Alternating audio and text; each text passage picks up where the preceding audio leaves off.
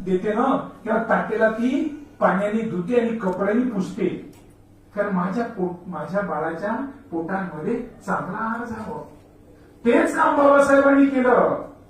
22 प्रतिज्ञेमध्ये 8 प्रतिज्ञा तुम्हाला नाकारायला सांगितलं आणि 9 पासून तर 22 पर्यंत 14 प्रतिज्ञा तुम्हाला घ्यायला सांगितलं. मी समता स्थापन करेन, मी करेन माझ्यापासून. मी समानाची वाढ नाही, मी तोडणार नाही, ठेवणार नाही. मी त्याचं काय करेन, लालन पालन करेन. मी चोरी करणार नाही, मी खोटं बोलणार, मी व्यभिचार करणार नाही, मी दारू पिणार नाही. 17वी प्रतिज्ञा आणि प्रज्ञाशील करुणा.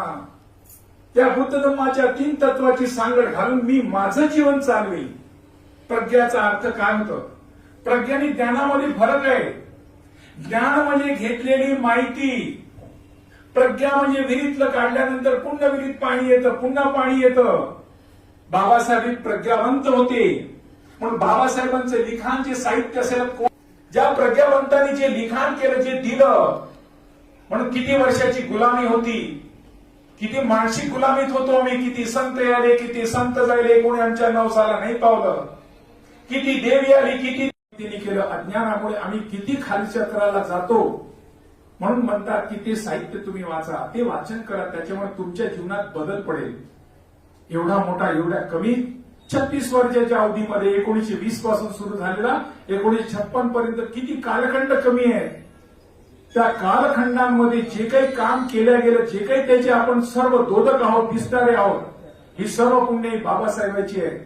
म्हणजे एवढ्या कमी अवधीमध्ये एवढं चांगलं काम करणार, ते उच्च कोटीचं काम, ते करण्याचं काम बाबासाहेबांनी केलं. आणि बाबासाहेबाचाच कारभार हे धम्म दिशेला जाणे, सर्वांना आपल्याला बुद्ध धम्माचा धम्म स्वीकार करणे. कारण बाबासाहेबांसमोर सर्व धर्मांची दरवाजे उघडी होती, तरी परंतु बाबासाहेबांना कोणी लालच दिली नाही, पैसा दिला नाही, काही दिला नाही आणि बुद्ध धम्म स्वीकार असं कोणी सांगितलं नाही. परंतु ख्रिश्चनमध्ये, मुसलमानांमध्ये, शिखांमध्ये हे सर्व बाबासाहेबांसमोर मोठी मोठी आव्हानं होती. ती सर्व लालच पैसे देत होती, तरी परंतु बाबासाहेबांनी त्यांना नकारलं आणि आपल्याला बुद्धाचा धम्म दिला. म्हणून आमची तुमची जबाबदारी आहे. काही असो, आम्ही वारंवार सांगतो 25 डिसेंबरला इतर कार्यक्रम करू नका. 25 डिसेंबरला याला महत्व द्या. कारण तुम्ही जेव्हा ह्या 25 डिसेंबरचं महत्व तुम्हाला कळलं, कारण मनुस्मृती तुमच्या डोक्यातून गेली. आज मी मनुस्मृती त्यांच्या डोक्यात आहे. आज मी मनुस्मृती त्यांच्या डोक्यात असल्यामुळे ते मनुस्मृती सोडायला तयार नाही. म्हणून ओबीसींची त्याच्यामध्ये परिवर्तन व्हायला तयार नाही. कारण काय झालं, चिखलाने जर हात भरलेला असेल ना आणि तुम्ही नळाखाली गेले तर पटकन धुवू शकता, पण तोच हात जर पेंडी भरला असेल ना तर पटकन धुता येत नाही. ओबीसीचं तसंच आहे. देव, धर्म, कर्म एवढे त्यांच्या डोक्यात बसले, एवढे त्यांच्या डोक्यात बसले. आता आम्ही ओबीसी धम्म दीक्षा करतो म्हणजे काय सहज होते का? पहिले स्वतःला संघर्ष करावा लागते, स्वतःशी लढावं लागतं. स्वतःशी लढणं झालं, घरात बायको पोराची लढावं लागते. बायको पोराची लढलं तर मग जातीत लढावं लागते. तो महाराज झाला म्हणते. म्हणजे किती मोठा संघर्ष असतो, सहज नाही भेटत. कारण तुम्ही बाबासाहेबला ओळखता, तुम्ही बुद्धाला ओळखता, मी बाबासाहेब घरी लावलं म्हणजे महाराज नंतर. म्हणजे त्या एवढ्या मेंटॅलिटीमध्ये ते बसलेले आहेत. म्हणजे ओबीसी धम्म दीक्षा, ओबीसीची दीक्षा, ओबीसी धम्माकडे सहज गोष्ट आहेत का? त्याला खूप संघर्षातून यावं लागतं, लक्षात ठेवा. म्हणून झुटा पैसा रूटा बाई समय समय पर काम आहे. तुमची आमची नैतिक जबाबदारी की आमच्या भावाची संख्या वाढली पाहिजे. आमच्या भावाची संख्या वाढली तर समाजांमध्ये असे गटे घोडे निर्माण होणार नाही, विकाऊ निर्माण होणार नाही. कारण धम्म हा माणसाला शीलवान बनवतोय. आणि शीलवान माणूस जर कुटुंबात निर्माण झाला तो धम्मामुळेच निर्माण होतोय. आणि तो धम्माचं जर आचरण करत असेल तर समाजात डॉक्टर, इंजिनियर, वकील किंवा कोणते मंत्री होऊ द्या, कारण तो शीलवान असेल तरच तो समाजाला घडवू शकतो, पुढे नेऊ शकतो. असे शीलवान व्यक्ती आपल्याकडे आलेले आहेत. आज आपण त्या शीलवान व्यक्तीला ऐकू आहे. मी आदरणीय संतोषजी भालगार यांना विनंती करतो, त्यांनी या प्रसंगी आम्हाला मार्गदर्शन करावं.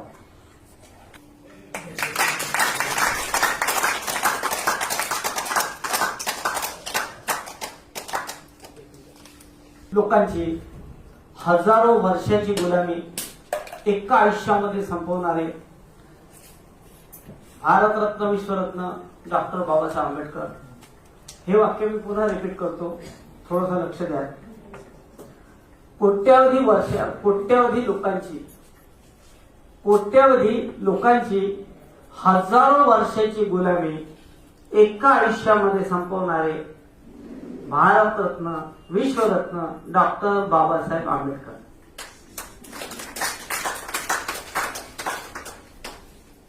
छत्रपती शिवाजी महाराज, संभाजी महाराज, शाहूजी महाराज, संत तुकाराम, संत कबीर, संत गाडगे महाराज, संत तुकडोजी महाराज, तमाम बहुजन महापुरुष, बहुजन नायिका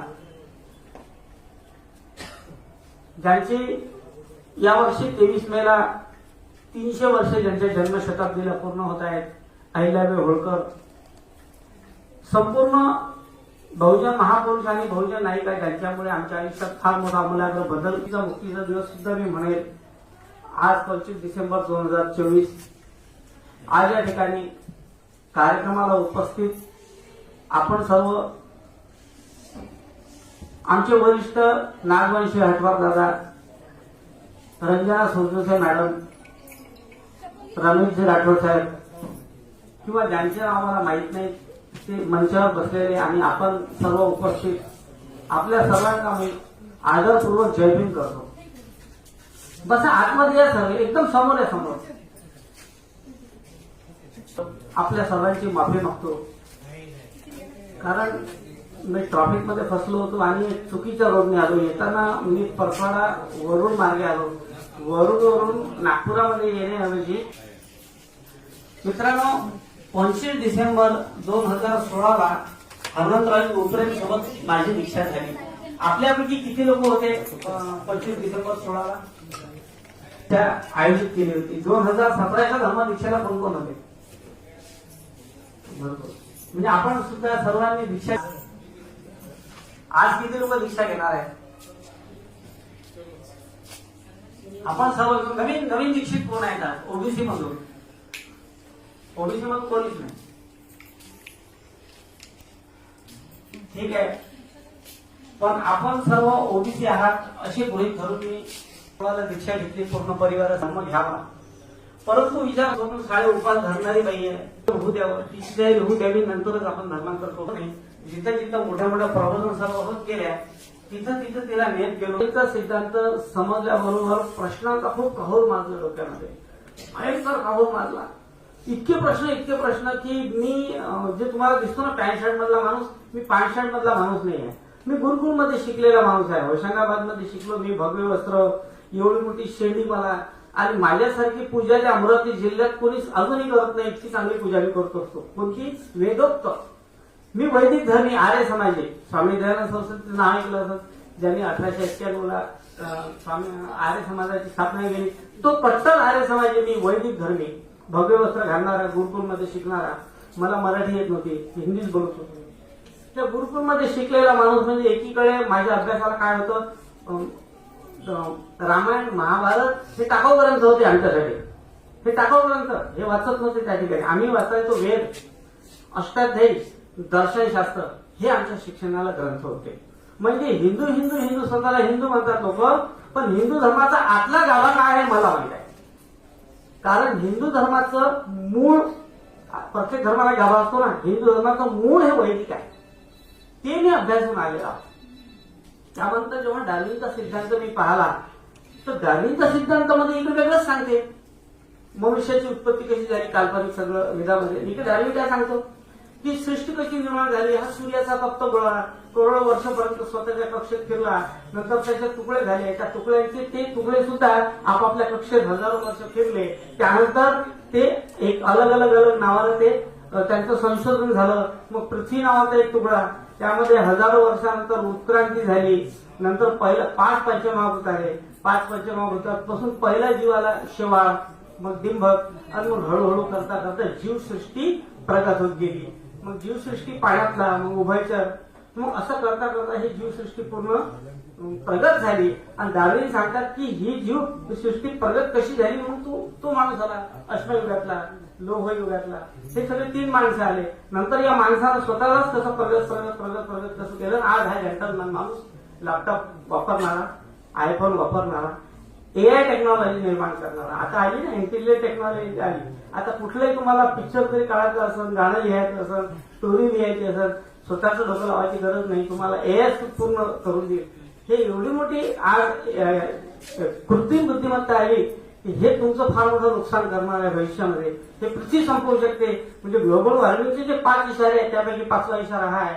ही कृत्रिम बुद्धिमत्ता तुम्हाला एक दिवस संपवणार आहे. ग्लोबल वॉर्मिंगच्या बाकीच्या कारणामध्ये हे फार मोठं कारण आहे. चला आपण पुढे जाऊ आता. जेव्हा त्या शिक्षकापासून मी डार्विनचा सिद्धांत मी समजून घेतला, डोक्यात प्रश्नाचा काहोर मारला. इथं काय होतं पहिले भरलं, एक ईश्वर आहे. या सृष्टीचा नियंत्रण करणारा तो ईश्वर आहे. त्याचं मुख्य नाव ओम आहे. मग त्याने वेद लिहिले, हे सगळं भरलं. डार्विन सांगतो मानवाची उत्क्रांती ही अशी झाली, ह्या ईश्वराचं नावही घेत नाही, स्वतःच प्रत्येक जीवानं आपल्याला विकसित करत नेलं. मग सत्य काय आहे? मग सत्य काय असलं पाहिजे?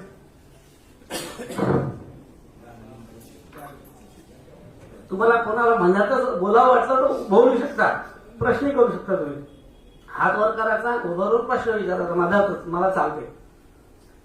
तर हे सगळं झालं. मग काय झालं की मी सुधार देशमुख सोबत काम केलं 5 वर्ष. सुधार देशमुख म्हणजे या देशातला एवढा इमानदार खासदार मी पाहिला, ज्याला कपड्याची सूट नाही, शरीर धारण नाही, नुसतं काम काम म्हणजे काम, जनतेचा सर्व हातांचा नेता. अशा प्रामाणिक माणसासोबत काम केलं, ज्याने कधी आयुष्यातही चहा नाही घेतला कोणापासून. भ्रष्टाचार त्याच्या जवळ उभा राहत नाही भ्रष्टाचारी व्यक्ती. अशा माणसासोबत काम केलं, त्याच्यामुळे तेच किडे अंगात घुसले. मग कट्टर कॉम्युनिस्ट झालो 12वीत असताना. मग कार्ल मार्क्स वाचला नाही पूर्ण, थोडा थोडा समजला. पण तिथे काही बुद्धिस्ट भेटले. बुद्धिस्ट भेटल्यानंतर काय झालं, तू एकदा विपश्यना कर म्हणे भाऊ. मग मी विपश्यना केली. पहिली विपश्यना केली तर एक 85 वर्षाचे म्हातारे होते. 10व्या दिवशी जेव्हा तुम्ही केली आहे विपश्यना, सगळ्यांनी केली आहे ना, खूप छान. तुम्हाला तुमचं मार्ग सापडेल. कारण धम्मामध्ये कसं आहे की धम्माचं तत्वज्ञान हे शाब्दिक ज्ञान आपल्याला 3 प्रकारे मिळते. शाब्दिक ज्ञान, श्रुत ज्ञान आणि पुस्तकीय ज्ञान. म्हणजे शब्द प्रामाण्यवाद. प्रत्येक माणूस शब्द प्रामाण्यवाद मध्ये अटकला आहे. प्रत्येक माणूस मी सांगतो रामायणात लिहिलाय, मी सांगतो महाभारत लिहिले, आमच्या धर्मग्रंथात लिहिलाय, मैं बोल रहा हूं मेरे कुरान में लिखा है. प्रत्येक माणूस शब्द प्रामाण्यवादी आहे. स्वतःचं डोकं, स्वतःची चिकित्सा, स्वतःची बुद्धी कधीही लावत नाही. सिंपल गोष्ट आहे. चिकित्सा म्हणजे काय हे बघा मी समजून सांगतो. हा टेबल आहे, सारे म्हणून हा खोटा होतो, हे एवढीच चिकित्सा आहे. हा खुर्ची आहे, तुम्ही बसले तो स्टूल आहे, किती खोटा बोलतोय माणूस. अरे स्टूलाची व्याख्या असते, 4 पाय असते, खुर्चीला टेका असतो, टेबल हा असा असतो, बॉटल ही अशी असते. हा आता सत्य वाटते. पण झालं उलटच. ज्या संगमावरच्या पायरीवर तुम्ही उभे आहात त्याच पायरीचा दगड आहे. मग हे तुम्हाला शॉप देत नाही, हे कुठून आशीर्वाद देईल? लहान लहान स्वतःचे तर्क विकसित करायचे आहे. तर ह्या सगळे जे आमचे दुःख आहे हे ओळखले महापुरुषांनी, ओळखले. सगळ्या महापुरुषांनी आमचे दुःख ओळखले. काय दुःख असायला पाहिजे त्यांचे दुःख कसे समाप्त होते?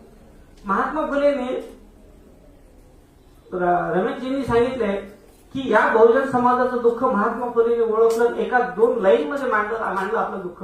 विद्येविना मती गेली, मती विना नीती गेली, नीती विना गती गेली, गती विना वित्त गेले, वित्त विना शूद्र खचले. एवढे सगळे अनर्थ एका अविद्येने केले. संस्कृत मध्ये म्हणतात की न ज्ञानेन सदृश्यम पवित्र नियम विद्यते. ज्ञानापेक्षा पवित्र